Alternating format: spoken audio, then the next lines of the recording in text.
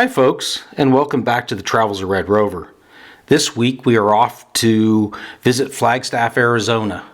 This was a trip that we took last winter, and because it's kind of long, we're going to split it into two parts.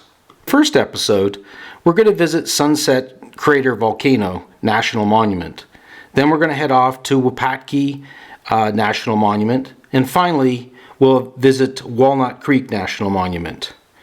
We had a lovely time playing in a small snowstorm at the top of the volcano.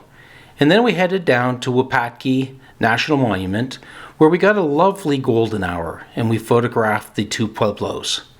Sunrise found us back on the mountain. We had an opportunity to shoot just a beautiful sunrise. And then we were off to Walnut Canyon for a walk in the rain on the island trail. We hope you enjoy the trip. Let's get ready, buckle up, and let's go.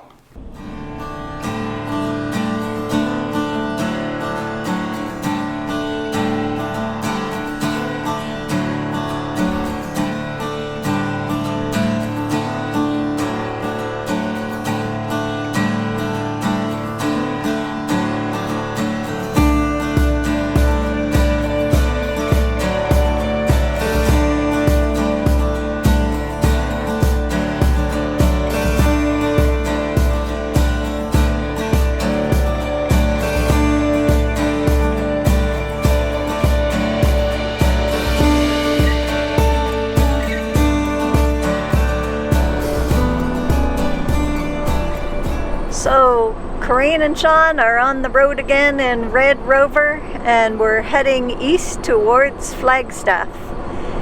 What's the plan for the next few days, Shawn? Well, we're hoping we're going to get some wonderful new snow up in the mountain and volcano north of Flagstaff. It's been very, very wet here for the last few days, and we're hoping that we've got a lot of nice new snow to photograph when we get up there. But we're still heading into some pretty dark, cloudy weather here on I-40, and we may find that we're going to need to modify our plans as the weekend goes on and we find out how the weather actually looks. We've stopped here at the Sunset Crater National Monument. It's to the northeast side of Flagstaff, and we're going to take a little loop trail drive and enjoy some of the pueblos in the area. The visitor center here is an excellent place to get an overview. They have a nice film inside and some good information about the volcanic activity that happened here to the east of the San Francisco peaks. It had started to snow when we entered the park, but at first it was really quite light. But then it got stronger and stronger as we went up the mountain, and by the time we got up to the top, we were treated to this beautiful winter wonderland.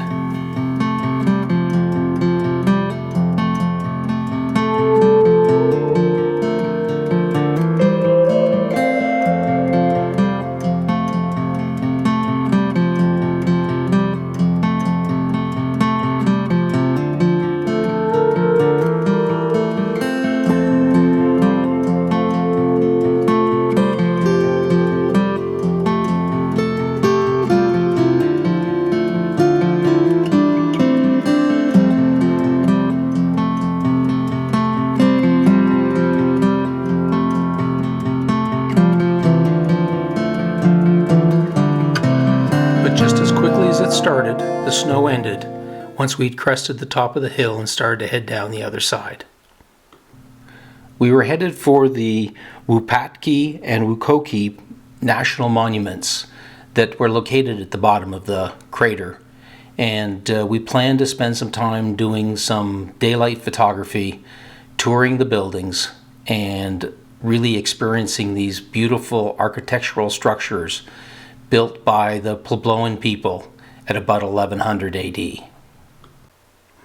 Our first stop was the Wokoki Pueblo. It's a short distance from the parking lot. Parking lot also has bathroom facilities. The Pueblo is standing on a big rock out in the middle of this plain. And from the tower, I imagine you could see for miles and miles and miles. So you'd certainly know if anybody was actually approaching you. We spent about an hour here walking around the Pueblo and also up and into the Pueblo. It's quite accessible. We wandered around the Pueblo, marveling at the architecture and completely mesmerized by the view of the vast plain reaching out in all directions. Hi folks, we just came into the Pueblo called Wokoki. It's blowing about 40 miles an hour outside, and it's amazing that once you come into the sheltered areas, how much it cuts the wind down, and actually how comfortable it is in here considering it's a fairly cold day. The sun was starting to set and the clouds were very, very dramatic. So we had a wonderful time shooting photographs of the building against these wonderful skies.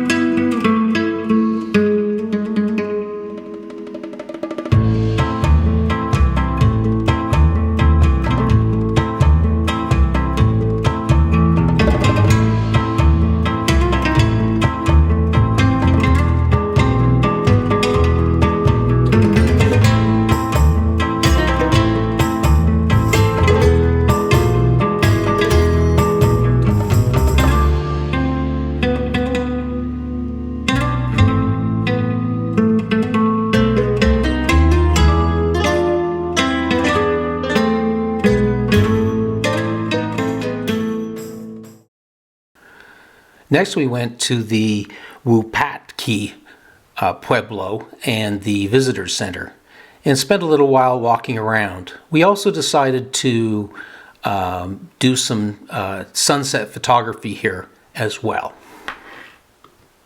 Unfortunately, the Visitor Center was closed, which is always disappointing for us because we always enjoy looking at the exhibits and getting additional explanation for the facilities. We spent some time walking around the facility, getting to know it a little better, and getting ready to do a little bit of sunset photography. So Corinne and I were out photographing this Pueblo behind me tonight. We had a great time. It was a lot of fun. Before we got here, or just as we got here, the clouds looked like they were going to light up beautifully for us, and we're going to get some wonderful color above the buildings. As it turns out, the clouds pretty much dissipated as soon as we set up the cameras, which often happens. And once we were finished shooting, or got into shooting, the clouds disappeared and the sun just buried itself in a series of cloud banks off to the west. And here's some photographs that we took during golden hour and through sunset.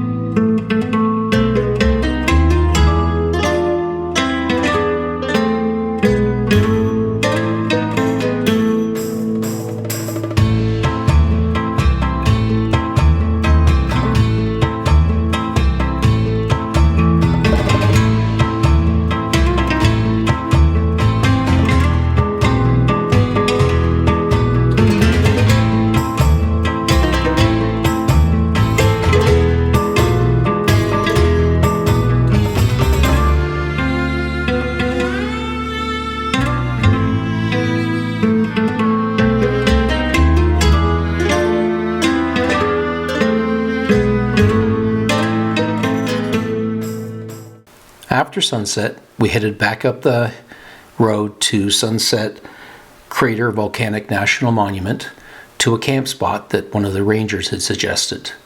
We were looking for hopefully a quiet evening and an early rise to an epic sunrise.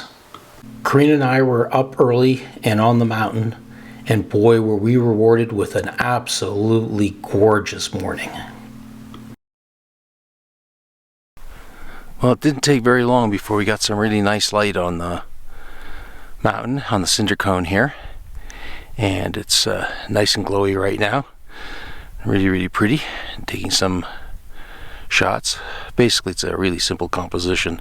It's basically just the cinder mountain with a few of the white bushes in the bottom, framing the bottom, and then using the clouds to frame the top.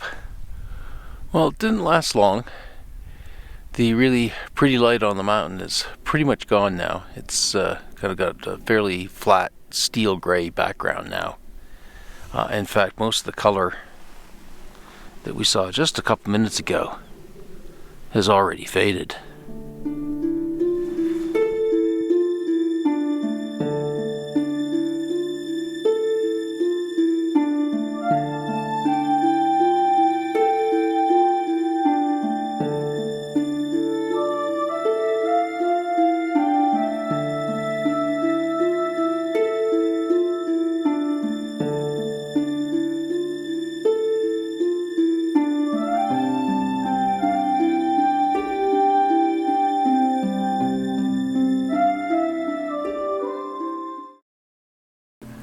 After finishing shooting sunrise, we drove down the mountain towards the San Francisco peaks, hoping we might be able to get some photographs of the peaks with some sun shining off them. However, that was not to be today. The clouds completely obscured the mountains, although we had a beautiful breakfast sitting in the sunshine, watching the mountains. Just before we started our breakfast, Corinne ran out and set up a time-lapse camera. We were hoping maybe that the clouds might clear and there might be a beam of sunlight hitting the top of the San Francisco peaks. And we didn't want to miss it if it happened. Corinne made us some pancakes and we drank some nice hot coffee, hoping that the skies might clear and we might get some sun on the peaks. Unfortunately, we didn't get any sun on the peaks, so it was time to head off for the next adventure. Hi folks, we're here at Walnut Canyon National Monument in Flagstaff, Arizona area. We're here to walk down and look at the cliff dwellings. It's a very cool area. We were here once before and had very fond memories, so we decided to come back and see it again. Yes, the cliff dwellings were occupied from about the 1100s to the late 1200s. And they were remarkable craftsmen in the sense that they were able to make these incredible walls and fully functioning rooms, storage areas, living space. They actually even had agriculture going on at the top of the rim. It was really very impressive. Yes, and it's unclear why people left this area, but it's believed that most of them left in a period when there was an extensive drought. So they may have depleted their resources here and not been able to farm any longer. So they moved to other areas. But as they like to point out, it doesn't mean that the people actually disappeared. They just moved to other areas adjacent to this one and continued to live on. So we hope you enjoy this little walking tour through the Walnut Canyon National Monument. We're going to do the Island Trail. And it's a really great trail, although for those of you that may be a little bit mobilely deficient, there are a lot of stairs involved. So have a great time and maybe plan for a longer walk if you're not in great shape. And if you do have mobility issues, still come and enjoy the rim trail that doesn't have the stairs. Anyway, take care. We'll talk to you soon. So we headed down the steep, slippery stairs to the Island Trail.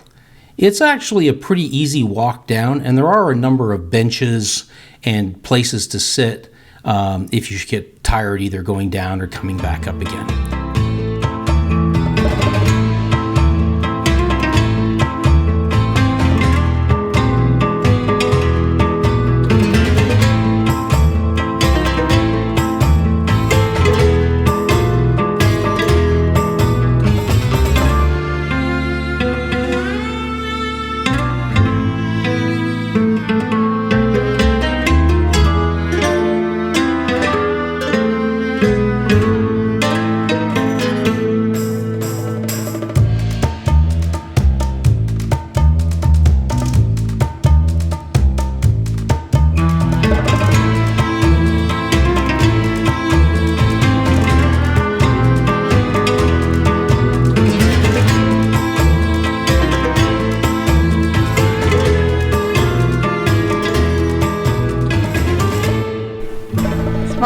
What do you think of the cliff dwelling so far, Corinne?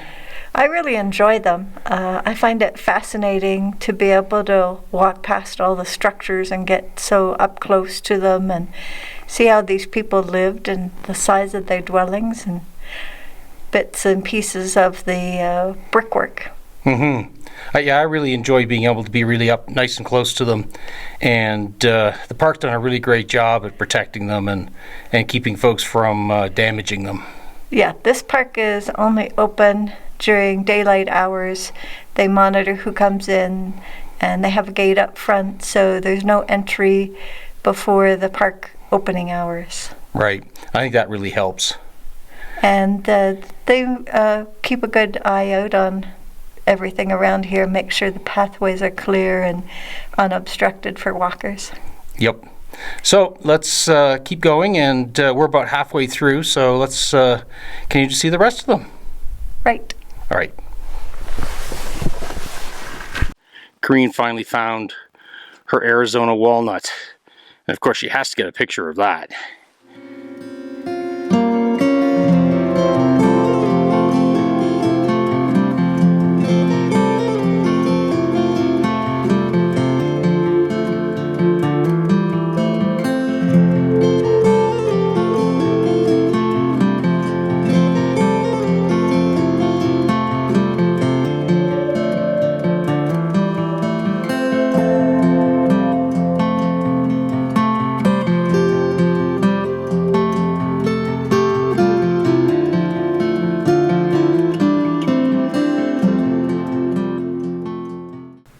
Well, at the end of the Island Trail also ends our episode.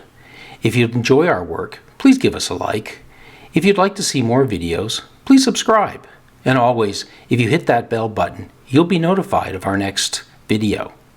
And as always, if you have any questions or comments, please put them in the comments section down below. Well, thank you for joining us. We look forward to having you come and join us next week when we travel a little further in Red Rover.